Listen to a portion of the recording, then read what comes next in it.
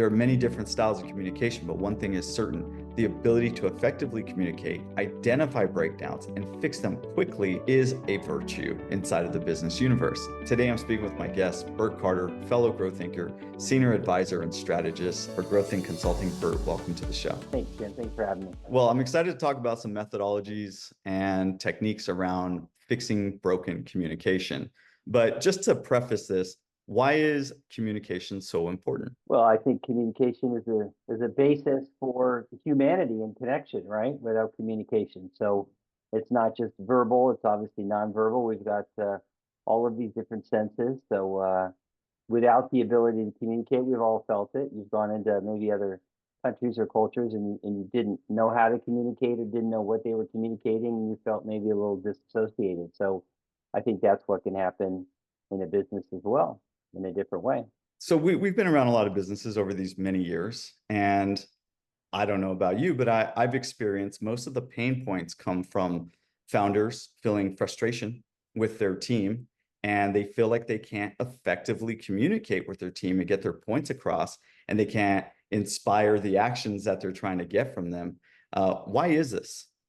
Well, I mean, as someone who has started 5 businesses before, I've been through this many, many times. And I think what I always see is that you come to a conversation, and when I talk to founders, they're usually telling me about what they were trying to get across.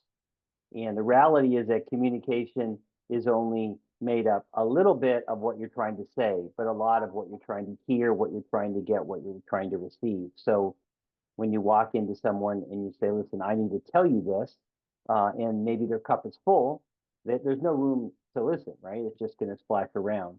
And I think that's just a typical approach when you haven't had a lot of training to go into a conversation with, hey, I got to sit you down and I got to tell you something, which again doesn't create the trust or rapport, doesn't create the space to actually even be heard, right? Most likely, the minute you say that, has anyone ever said that to you, right? Hey, I've got to talk to you. Uh-oh, like what does that mean, right? Like there's just something about that that just puts you in kind of a almost a fight or flight, or what's going on, or what did I miss, or versus hey, I'd love to come, and I'd like to learn a little bit, or I'd like to ask you a couple questions, or I'd like to find out what's going on, right?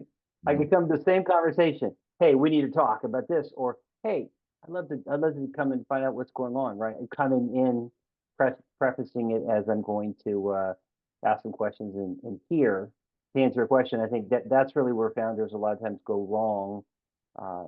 Is coming in with that approach. Yeah. So tonality has a lot to do with it. But let's talk about going back a second about the percentage of what people actually hear. Knowing that us humans are only really taking in a small portion of what's being said.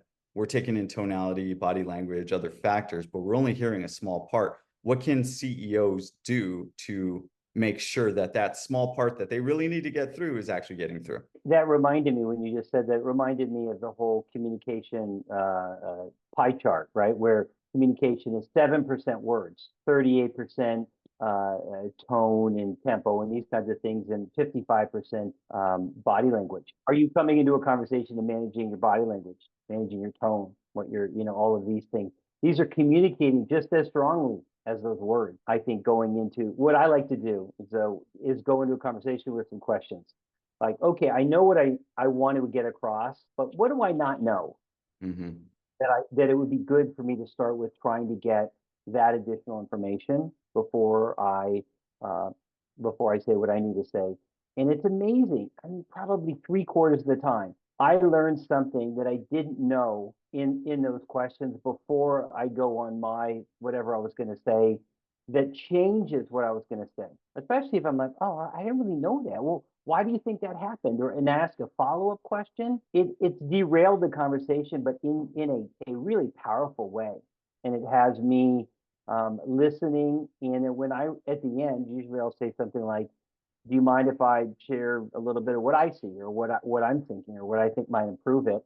They're usually, yeah, absolutely. Started by listening to them, by taking in their perspective, by asking them follow-up questions, which sends a message to someone that they're important, that they matter, right? That they're respected, all of those things. So I think for me, that's my approach. Yeah. So you can communicate how you value somebody else by asking simple questions, which also begs the question of what is communication, right? Is communication me just speaking down at you from my high mountain? Is communication just, hovering on a cloud in my yoga pose and asking very interesting questions? Like what is effective Right. communication versus what is ineffective communication? Well, obviously the problem, I mean, most communication workshops in university are all about how to speak, about Mm, how to present yourself, how to present your thoughts, how to present, which of course sets someone up to be a bad communicator if that's where they've spent all of their time focused on, yeah. and not these other things like listening. I had an experience, I think we were talking about it. I had this experience twice in probably a week period where two people came up to me and said that was one of the best conversations I'd ever had with you, Bert. And when I reflected on it, both of those conversations, I'd said almost nothing. I just listened and gotten them and tried to understand where they were coming from. And that really was an aha experience for me to realize that that's what people were looking for. And then if I really wanted to have someone feel like we had a good communication, it was going to start with me kind of understanding that. Right. Sorry So about that. good communication can also be good listening because communication is more than just speaking. Absolutely. It's much more. I would say it's the speaking part is the minimal part. I mean, you see it. You see it. You can go up to an animal, right? And how you approach that. You could say something Right. like, I'm going to hurt you, but you could say it in a lovey-dovey way, and they're responding to that, right? They're responding to those. And I think that is a great example of how important the other stuff is and not just what you're saying.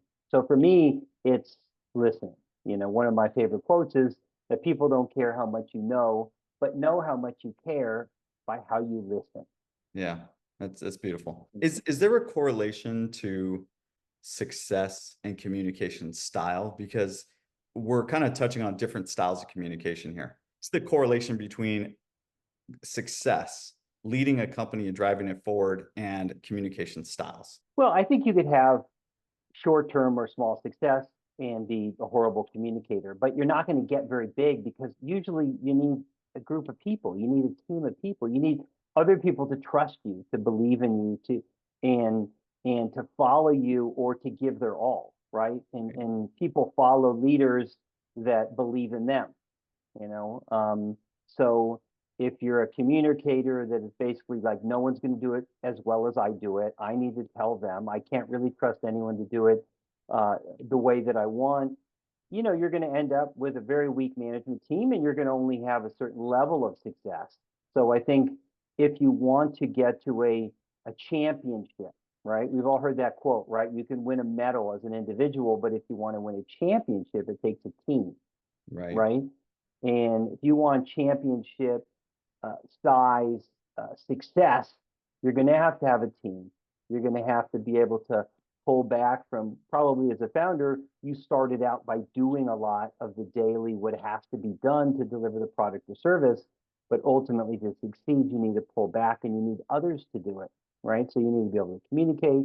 They need to be able to trust that you'll listen to them. You need to be able to delegate all these things so that you can get out of their way and you can have 20, 30, 50 people, whatever, doing what you uh, what you did uh, as well, maybe even better, but definitely differently, than you did. I mean, I had that moment.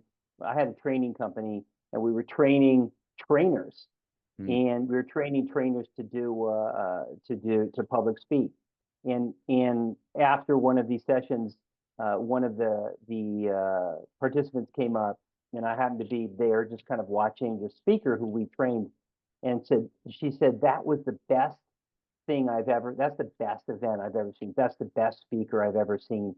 And just realizing that we had fully given and empowered that person to be the best was, for me, was just man, that is the ultimate sign that you trust someone, that you're delegating them, that you're getting out of the way. And I think founders a lot don't want to do that. And a lot of times it comes back down to communication, bad communication. The person didn't do it as you wanted or as you expected or didn't have the information.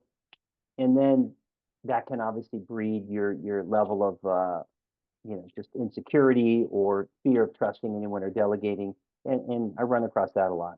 Yeah, fear of trust, insecurity, transparency is a big part of this whole thing. There's plenty of founders that want to hold all the cards close to the vest. They don't really want to let Yeah, anyone in or know what's yeah, happening, and that yeah, kind of starts to bubble up and becomes pretty toxic. Let's talk a little bit about fixing these communication breakdowns. So this is like where we started this whole thing. Let's start yeah. with one or two examples of a communication breakdown that you see time and time again. Well, usually it's kind of what I just was alluding to, right? Someone comes in the room that's a founder or CEO and is upset with someone for not doing something that they didn't know they were supposed to do. And the founder has made all sorts of assumptions that you were supposed to know, or you should have known, or you should have asked, or all sorts of things. Mhm. Instead of going, okay, why didn't this person do what I thought they were going to do? What was my part in it? Did I communicate clearly? How did I communicate? Was it written? Was it verbal? Was it another way? How, I mean, and part of being in a leader or a founder or that kind of role is learning the people around you. What's the best way to communicate that to them? Do they need acknowledgement? Do they need feedback? Those kinds of things. So that's a common, which is there's a breakdown and the founder is immediately looking out at the other person as if they made a mistake versus looking at what could I have done differently? How Mhm. could I have done that? What I always like to do in those situations, I like to basically come and go, okay, there was a breakdown. Before I say what my feeling was or perspective on it, I want to ask, what do you think happened? What do you think went wrong? What could have happened differently? And so I ask a series of questions and I start there. And 9 times out of 10, they say exactly what I was going to say. Yeah. And Mm. I go, I agree. So I Right. get to agree with what they said instead of make them wrong. And we That's a come to good the point. same conclusion. The same thing gets to the surface, which is, they're like, well, I didn't really know what was going on, or, I didn't have that information that you had, or I made this assumption, or whatever.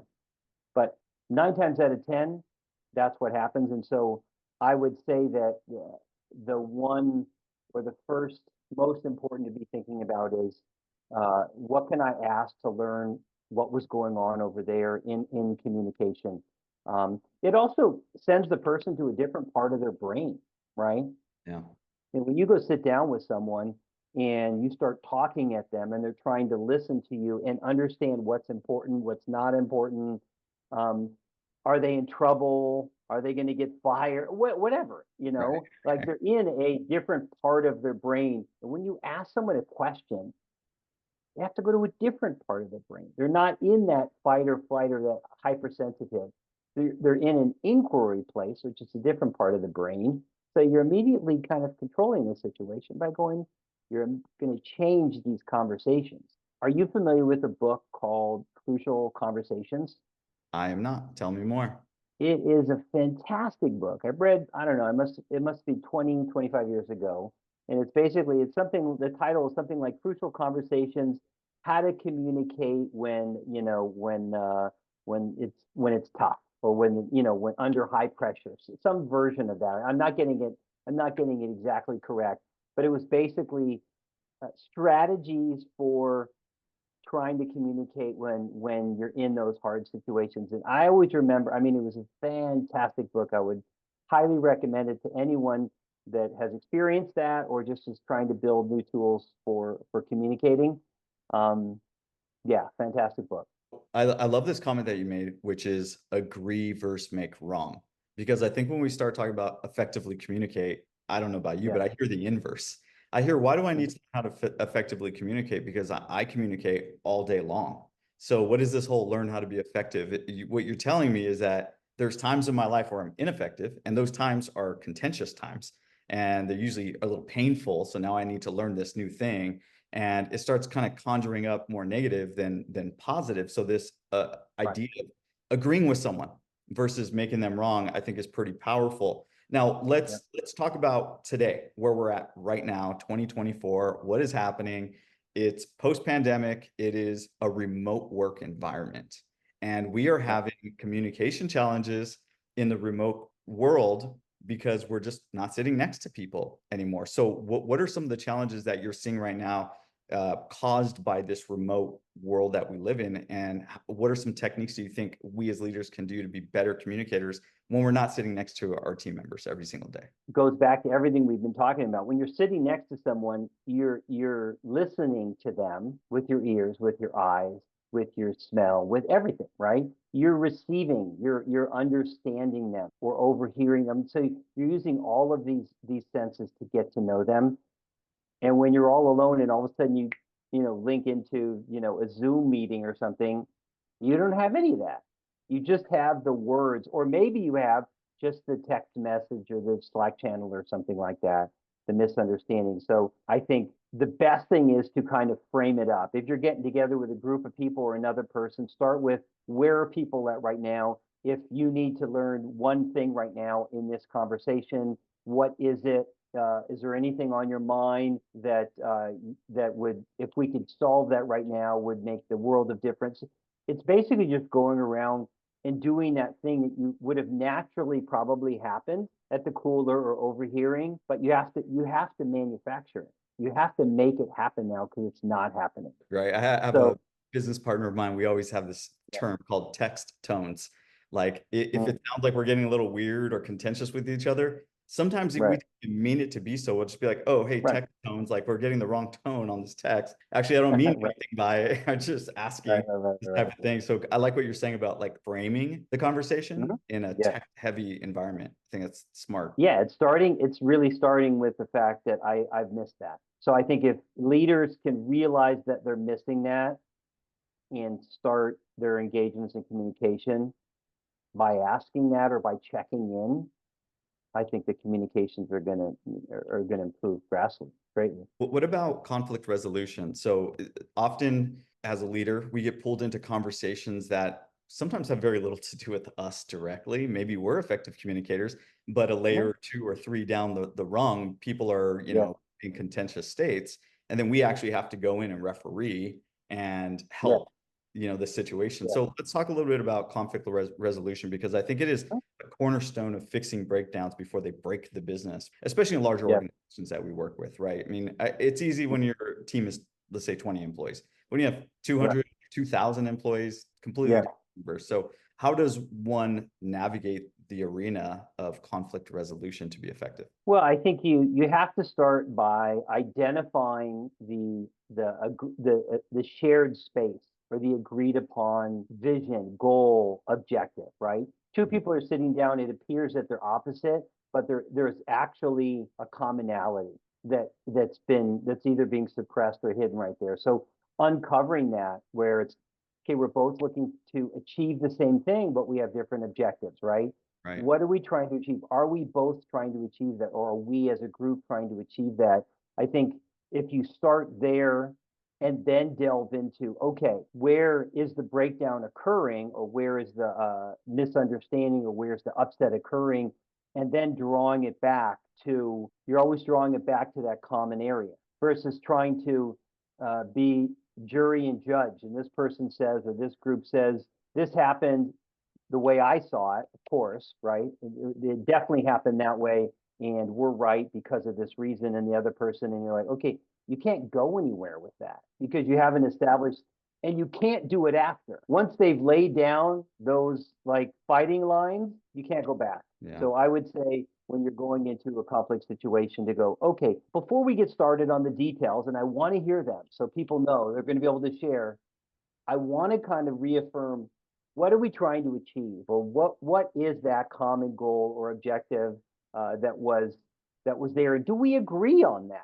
And it's kind of almost it's just a way to get everyone agreeing because they don't have to address their goal, but they can agree upon that. Yes, that's why we're here. Yes, those are our values. Now it could be simple things, simple things, but you're wanting to get them to all agree to those things and then go, great. Now that we have this common area, we're in agreement that we were trying to achieve likely the same thing, but in different ways. Let's talk about what you were thinking would be the best way and what happened and how did you feel about that. But you could then, you've already established almost that little oasis that you can kind of walk everyone back to. Yeah. So I mean, that's what I like to do. Yeah, that's sage advice. Okay, well let's play a little speed round here. What is a communication myth buster? That if you're honest, they won't like you. Ooh, I like that. I like that. What are three Bert hacks, Bert communication hacks, top three Bert communication hacks to be an effective communicator? Listen, ask questions, and acknowledge just relentlessly. Just appreciate people. No one's going to be mad at you if you're telling them how amazing they are. So if you could practice that muscle of finding the goodness in everyone, even someone that might have been upsetting to you, and just say, listen, I want you to know, and I just did this yesterday. I just want you to know, in spite of all that, I really see what you did over here, and I appreciate all of that effort you did, and it just melts. I mean, just right. Beautiful. Those are Listen, my three. ask, and acknowledge. I love it. What is one big misstep that you've made in your life, career with communication that we can learn from? Well, it has to do with, it's just the opposite, of course. It's just the opposite of this. It's going in with your belief set and your righteousness that you're going to basically pound someone into submission. And I would do that earlier in life. I've got some of that DNA in me. Yeah. And I had my father and brother and everyone else to help model it for me. So yeah, no, I did that many, many times as a young business person and young human. It never worked. Yeah. Well, I feel like when we're young, we have what do they say, piss and vinegar. You're kind of filled with fire in your belly or whatever you want to call it. I think And you're supposed to be, right? You think you're supposed, like that's if I'm smart, then I will have all the answers. I will know right. everything. I won't make mistakes. And these are obviously a huge pitfall. Yeah. And it kind of goes back to, I think, one of your myth busters, which is to be successful, you have to step over people. To be successful and to be powerful, it means you have to be dominating, right? I think there's more myths in that. And we kind of live in this, I call it the alpha male driven, just being this dominating Wolf of Wall Street character. And you're like, that's in most cases really going to limit you. I think this whole Yeah, aspect, because no one can identify with that, you can identify right? with So that. you've Yeah. just basically isolated 999 out of 1,000 people that go, ah, they're different than me. They're not like me. Right. They wouldn't understand, et cetera, et cetera. I think the one thing I wanted to clarify or just kind of emphasize a little bit is the honesty. Mm, What I found was initially, and I was having this conversation earlier with the CEO, um, being honest or holding someone accountable to perform, right? You've got a team, you've got a high performance team. You need people to do things, to do them when they say they're going to do them as well, to be as committed. And sometimes they don't or forget or whatever. The breakthrough that I had was that actually when you can be honest and you can hold someone accountable to being great, to being greater when they have dropped the ball and they know they have. I'm not mad at them, but I'm going to address it. And I'm going to say, listen, my expectation and the reason I hired you, the reason I have you on the team is that I expect you to perform at X level. I consider you this level, world class, whatever you want to say. So when this happens, it's a breakdown for me and for the team. yeah. So I need to understand going forward, what did I do or not do, and what did you do or not do, so that this can't happen again. Yeah. Tell me, what do you think was missing or what needs to be put in place? And we'll have basically this agreement there, this co-creation of this agreement to their greatness and to them really owning it.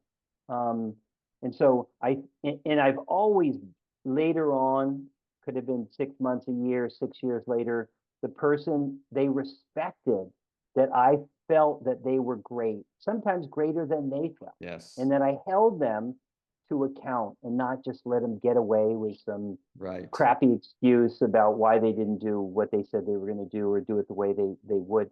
So I think honesty and accountability and having that present in your relationships build really strong relationships.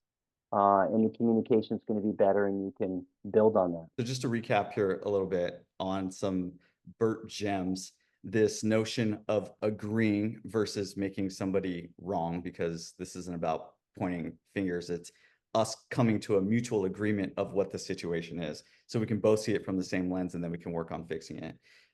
This, I'm gonna call them hacks, but they're really just good tools to keep in the tool belt of listening, asking, and acknowledging. On top of that, layered with a level of honesty, or being as honest as you can be. And you were referencing a couple things I want to highlight, which is holding someone accountable, because I believe as performers, we need to be held to a certain accountability, and setting the expectation, because if I don't know what your expectations are, then it's hard for me to meet your expectations. And once I know your expectations, then I know how to be accountable to them. So I think that that's great. And then us coming to a mutual agreement, so then we can go forward from that point. For any well-meaning CEO out there who's wrestling with communication problems, what is your advice to them to getting started and stop kicking the can down the road? And how would someone reach out to you if they wanted to have a conversation? Well, again, I would suggest getting the book Crucial Conversations. I think it'd be a great uh, self-starter. If anyone has questions that I can answer, definitely feel free to reach out to me at Growthink, bert.carder@Growthink. And I'd love to jump on the phone with you, or exchange some, some back and forth about, and maybe you have some additional things I could learn from too. I think being open to learning and constantly just approaching the situation, and that, and having a learning stance means I'm having a listening stance, or I'm having an inquiry stance. It automatically puts me in a spot to hear someone, to get someone, and to create a better relationship. So that's what I would do. All right, Bert, you're the man. Appreciate you. Thanks for taking the time. Thanks, Tim. Thanks for having me. If you're Take new care. to this, like, comment, subscribe, repost, share, tell a friend. We'll see you on the next episode. Thanks.